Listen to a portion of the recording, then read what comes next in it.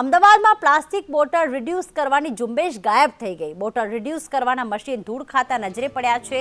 Vastrapur lake પાસે લાગેલા machine અત્યારે બંધ હાલતમાં છે।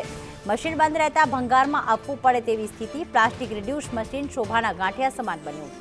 અમદાવાદમાં એએમસી દ્વારા પ્લાસ્ટિક બોટલ રિડ્યુસ કરવાના મશીન અલગ અલગ જગ્યાએ લગાવવામાં આવ્યા, પરંતુ અત્યારે તે ધૂળ ખાતા નજરે પડી રહ્યા છે। વસ્ત્રાપુર લેકની પાસે એક પ્લાસ્ટિક બોટલ રિડ્યુસ મશીન મૂકેલું છે, જે હાલમાં ભંગાર બની ગયું છે।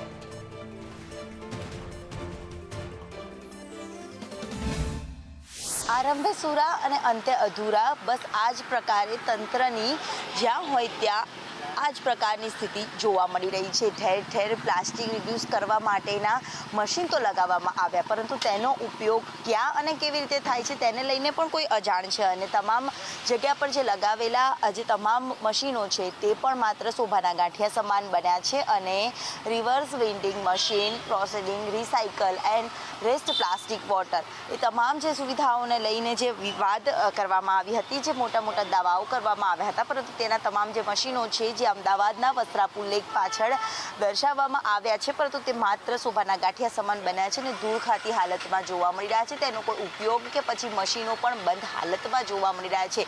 સ્વાભાવિક છે કે અહીંયા લોકો દ્વારા, જાગૃત નાગરિકો દ્વારા પ્લાસ્ટિક રિડ્યુસ કરવા માટેની પ્લાસ્ટિક નાખવામાં તો આવ્યા છે, પરંતુ આ મશીનો બંધ હોવાના કારણે તેનો સદુપયોગ પણ થઈ શકતો નથી। અને આખરે આ મશીનો જે લગાવવામાં આવ્યા તેની ઝુંબેશ, જે પ્લાસ્ટિક ઝુંબેશ હતી, તે પણ ખોટ ખાતી નજરે પડી રહી છે।